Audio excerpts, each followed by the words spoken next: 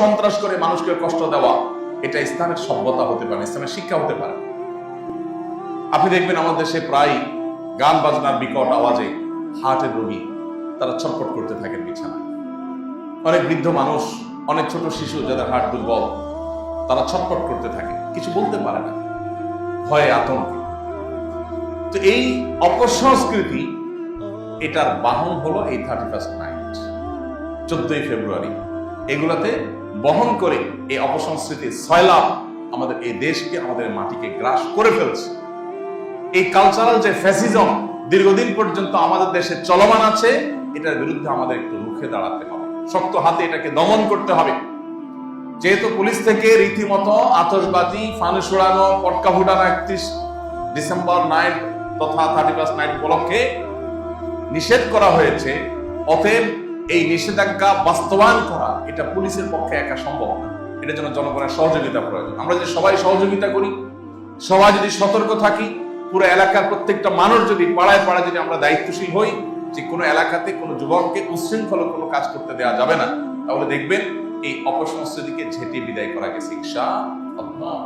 আমাদের তরুণদের তাদের নীতিনৈতিক যে শিক্ষা দীক্ষা, মোরাল যে দিকগুলো তাদের মধ্যে এস্টাবলিশ করার কথা, প্রতিষ্ঠিত করার কথা, গেঁথে দেওয়ার কথা, পারিবারিকভাবে সেটা না হওয়ার কারণে আজ আমাদের সন্তানরা বিপদগামী হচ্ছে, তারা ভুল পথে চলে যাচ্ছে।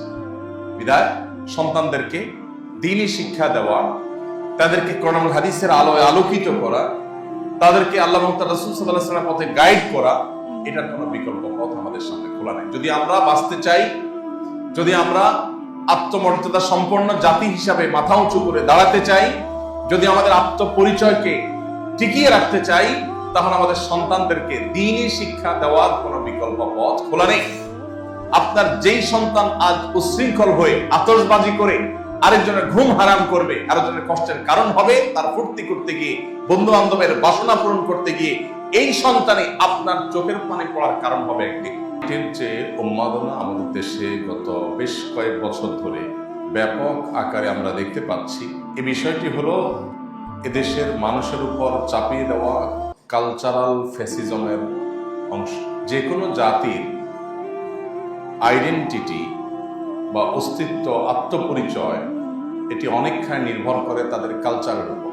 কোনো জাতিকে বিলীন করে দেওয়ার জন্য, তাদেরকে নিশ্চিহ্ন করে দেওয়ার জন্য, তাদের আত্মপরিচয়কে নষ্ট করবার জন্য তাদের উপর কালচারাল অ্যাটাক, সাংস্কৃতিক আক্রমণ, এটা হলো সবচেয়ে বড় হাতিয়ার।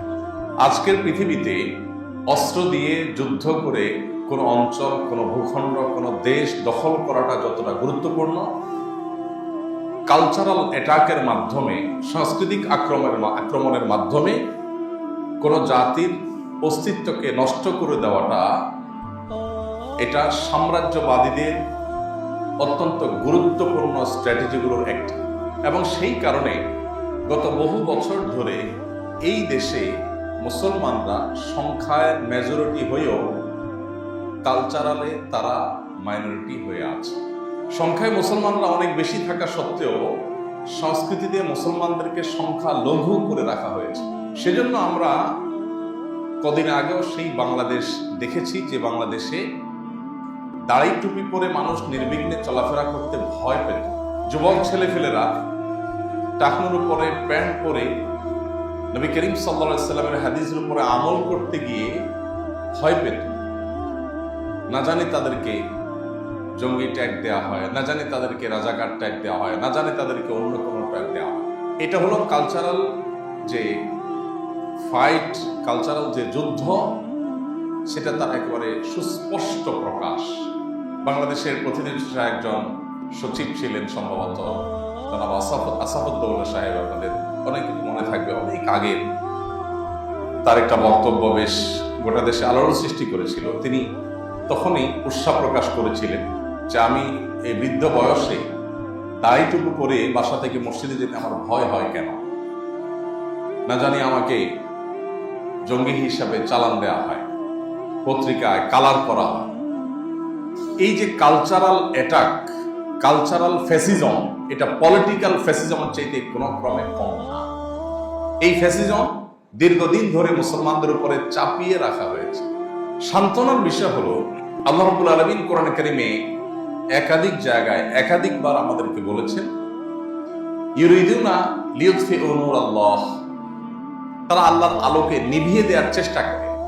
আর আল্লাহ রাব্বুল আলামিন পরিষ্কারভাবে জানিয়ে দিয়েছেন যে আল্লাহু মুতিম্মু নূরিহি, আল্লাহ তাআলা তার নূর, তার আলো ইসলামকে পূর্ণতা দিবেন, কখনো নিভিয়ে কেউ ফেলতে পারবে না। তাতারীদের আক্রমণে যে দশা হয়েছিল গোটা বিশ্বে, সেখান থেকে আবার যে ইসলাম আপন আলোয় উদ্ভাসিত হবে, মাথা উঁচু করে দাঁড়াতে পারবে, এটা হয়তো কেউ কল্পনা করতে পারেনি, কিন্তু ইসলাম আপন আলোয় ভাস্বর হয়েছে, মাথা উঁচু করে দাঁড়িয়েছে। কালচারাল ফ্যাসিস্টরা বিভিন্ন পত্রিকা, বিভিন্ন মিডিয়া, বিভিন্ন প্ল্যাটফর্মের মাধ্যমে বুদ্ধিজীবী পরিচয় ধারণ করে, মুখোশ ধারণ করে তারা এদেশের মানুষের উপরে সাংস্কৃতিক আগ্রাসন চালিয়েছে, সাংস্কৃতিক অত্যাচার চালিয়েছে, সাংস্কৃতিক জুলুম করেছে। সেই সাংস্কৃতিক জুলুমগুলোর একটি হলো 31st নাইট নামক এই কালচারকে এই দেশে আমদানি করে এটাকে প্রতিষ্ঠিত করা।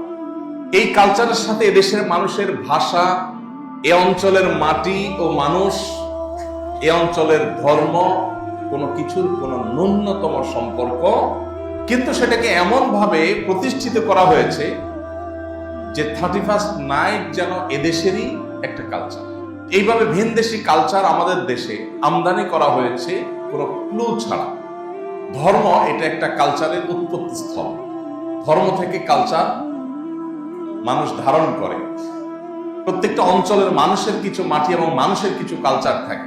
ইসলাম মাটি এবং মানুষের কালচারকে যতক্ষণ পর্যন্ত কোরআন সুন্নাহর সাথে সাংঘর্ষিক না হয়, সেটাকে ইসলাম স্বাগতম জানায়, নিষেধ করে না। অতএব এই মাটির কালচার, এই দেশের কালচার, যে কালচারের সাথে কোরআন সুন্নাহর কোনো সংঘর্ষ নাই, সে কালচার যদি এদেশের হিন্দু, এদেশের বৌদ্ধ, এদেশের খ্রিস্টান, দেশের মুসলমান সবাই ধারণ করে, ইসলাম তাতে কোনো প্রকার বাধা নেই। দুঃখজনক হলেও সত্য যে এই 31st নাইট নামক এই কালচারকে যারা আমদানি করেছে, আপনারা লক্ষ্য করবেন এই উপলক্ষে বিশ্বে বিশেষ নাটক, নাটিকা, উপন্যাস, বিশ্বে বিশেষ পাতা, লেখাজোকা, কালচার, এগুলোকে তারা আমদানি করেছে। আর কদিন পরে আরেকটি আসবে, 14ই ফেব্রুয়ারি, ভ্যালেন্টাইন্স ডে। সেই দিবসটাকেও এদেশে আমদানি করা হয়েছে, প্রতিষ্ঠিত করা হয়েছে। বেশ কয়েকটা মাল্টিন্যাশনাল কোম্পানি আছে, বেশ কয়েকটা পশ্চিমা পৃথিবীর ব্যবসা প্রতিষ্ঠান আছে, তারা দেখবেন এদেশে সে সমস্ত সংস্কৃতিগুলোকে আমদানি করবার জন্য তারা মিলিয়ন মিলিয়ন ডলার খরচ করে। এই 14ই ফেব্রুয়ারি উপলক্ষে দেখবেন পত্রপত্রিকা, টেলিভিশনগুলো যেইভাবে তাদের প্রচারণা চালায়। আমি শুধুমাত্র একটা এক্সাম্পল প্রায় দিয়ে থাকি, ওয়াজ মাহফিল, এটা এই মাটির কালচার, এই দেশের কালচার। এটা আরবে নাই, এটা অন্যান্য মুসলিম কান্ট্রিগুলোতেও নেই, এটা এই মাটির কালচার। এই ভারতবর্ষের, এই অঞ্চলের কালচার, বাংলাদেশ, ভারত, পাকিস্তান, এই অঞ্চলে মুসলমানদের কালচার হলো ওয়াজ মাহফিল। এই ওয়াজ মাহফিলের কালচারের বয়স কত? 20 বছর, শতাধিক বছর ধরে, শত শত বছর ধরে বরং এদেশে ওয়াজ মাহফিলের কালচারটা প্রতিষ্ঠিত আছে। ওয়াজ মাহফিলের এই কালচারটি, এই সংস্কৃতি, এই রসম, এই প্রচলন, এটা শত শত বছর ধরে এদেশে চলে আসছে এবং এখনো পর্যন্ত এটা এই সমাজের সবচেয়ে পাওয়ারফুল গণমানুষের জমায়েত, সবচেয়ে পাওয়ারফুল গণমানুষের আয়োজন ওয়াজ মাহফিল। একটা ওয়াজ মাহফিল আয়োজন করার জন্য সামান্য একটু প্রচেষ্টা করে আয়োজন করে ফেলে যে কোনো এলাকার মানুষ, সেখানে হাজারো লাখো মানুষ সমবেত হয়, সবাই যার যার পকেটের টাকা খরচ করে আসে। একটা ছোট্ট মেলা সামলাতে গিয়ে থানা, পুলিশ হিমশিম খেয়ে যায়। লাখো মানুষের ওয়াজ মাহফিল সামলাতে গিয়ে কোনো পুলিশের প্রয়োজন হয় না। এটা হলো ওয়াজ মাহফিলের সংস্কৃতি, কালচারের সৌন্দর্য। কিন্তু আমাদের মিডিয়াগুলোতে, টেলিভিশন চ্যানেল, পত্রপত্রিকাগুলোতে আপনি বাংলাদেশের মাটি এবং মানুষের এই সংস্কৃতি নিয়ে তেমন কোনো নিউজ, রিপোর্ট, পজিটিভ উপস্থাপন আপনি দেখতে পাবেন না, নেগেটিভটা পাবেন। ওয়াজ মাহফিলে কোনো বক্তা ভুলভাল কিছু বলে ফেললে, উল্টাপাল্টা কোনো কিছু বলে ফেললে, কোনো ত্রুটি বিচ্যুতি করে ফেললে, হাসি উদ্রেককারী কোনো কাম ঘটায় ফেললে, সেটা দেখবেন নিউজে খুব সুন্দর করে উঠে আসছে। কিন্তু সেখানকার পজিটিভ জিনিসগুলো উঠে আসছে না। এই দেশ থেকে যৌতুকের অভিশাপকে ঝেঁটিয়ে বিদায় করার একমাত্র অবদান বলতে পারি আমি ওয়াজ মাহফিলগুলো এবং মসজিদের মিম্বরগুলো। ওয়াজ মাহফিল এবং মসজিদের মিম্বরগুলো থেকে একযোগে প্রচার প্রচারণা চালিয়ে যুগ যুগ ধরে চেষ্টা করে যৌতুকের অভিশাপ থেকে জাতিকে মুক্ত করা হয়েছে। আমাদের আশেপাশের বিভিন্ন দেশে বলেন, বার্মার কথা বলেন, ভারতের কথা বলেন, প্রতিটা পাড়ায় পাড়ায়, মহল্লায় মহল্লায়, ঘরে ঘরে মানুষ মাদকাসক্ত। আপনি ভারতের প্রতিটা এলাকাতে ঘুরবেন, আমার দেখার দুর্ভাগ্য হয়েছে। আপনি যেখানে যাবেন আপনি দেখবেন মানুষের হাতে হাতে মাদক, মাদকের ছড়াছড়ি। বাংলাদেশ, বার্মা এবং ভারতের ঘেরাওর মধ্যে থেকেও এই ছোট্ট ভূখণ্ডটিতে এখনো পর্যন্ত মাদকের করাল গ্রাস ওদের মতো আমাদের দেশকে থাবা দিতে পারে নাই। এই অবদানের পরিপূর্ণ কৃতিত্ব এবং এটার ক্রেডিট ওয়াজ মাহফিলগুলোর, মসজিদের মিম্বর। আমাদের প্রশাসনের ভাইদের অবদান আছে, তাদের চেষ্টা আছে, কিন্তু তাদের দুর্নামও আছে। তারা যদি ঘুষ খেয়ে বহরের থেকে সেই সমস্ত মাদক দ্রব্যগুলো ভেতরে ঢোকার সুযোগ করে না দিত, তারা যদি প্রভাবশালী মাদক ব্যবসায়ী পলিটিশিয়ানদের ছাড় না দিত, তাহলে আরো আগে এটা বাংলাদেশে দমন করা সম্ভব হতো। তাদের কিছু অসাধু লোকদের এই অসাধু কর্মকাণ্ডের পাশাপাশি কিছু ভালো জিনিসও আছে, অবশ্যই আছে, কিছু নয়, অনেক ভালো জিনিস আছে। এই জন্য আমাদের প্রশাসন, আমাদের পুলিশ ভাইয়েরা, আমাদের বিজিবি, অন্যান্য যে সমস্ত বাহিনীগুলো আছে, তারাও মাদক নিয়ন্ত্রণে, মাদক দমনে তাদের ভুল ভ্রান্তি থাকা সত্ত্বেও অনেক অবদানও আছে।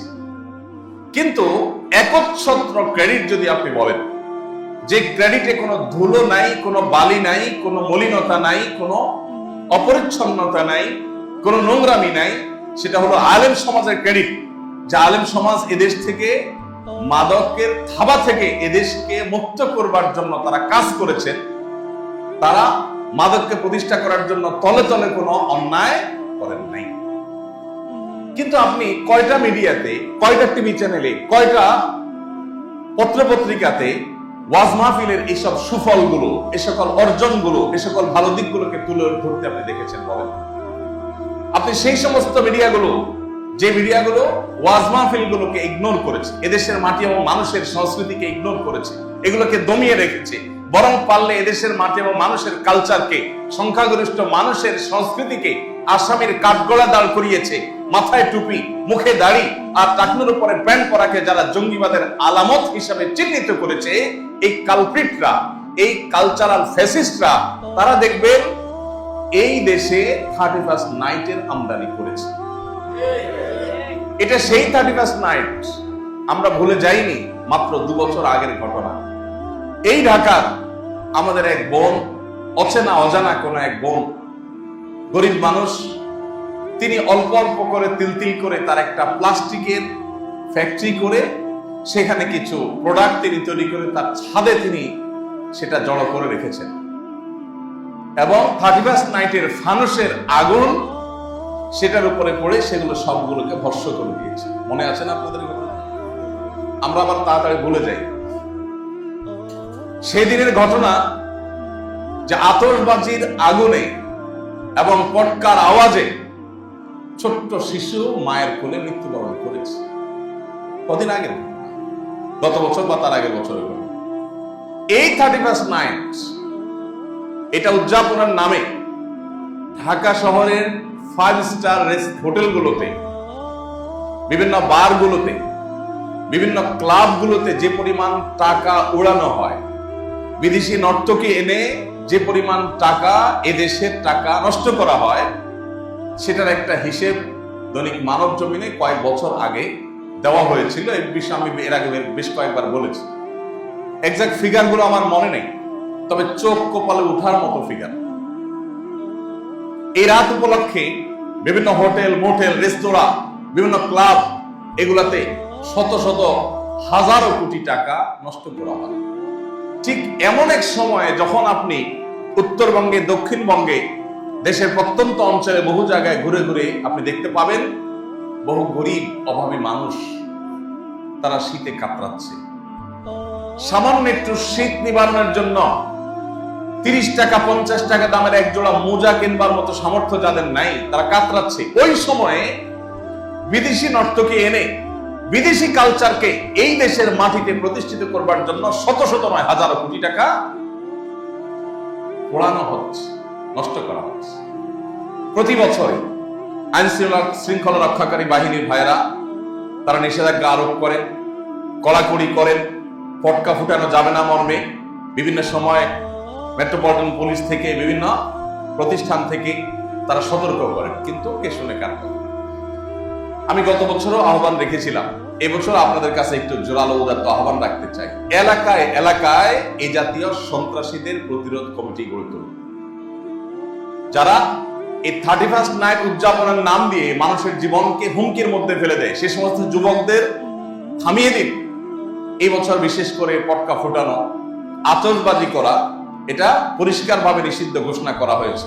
পুলিশের তরফ থেকে পরিষ্কার নিষেধাজ্ঞা ঘোষণা করা হয়েছে, প্রতি বছরই করা হয়।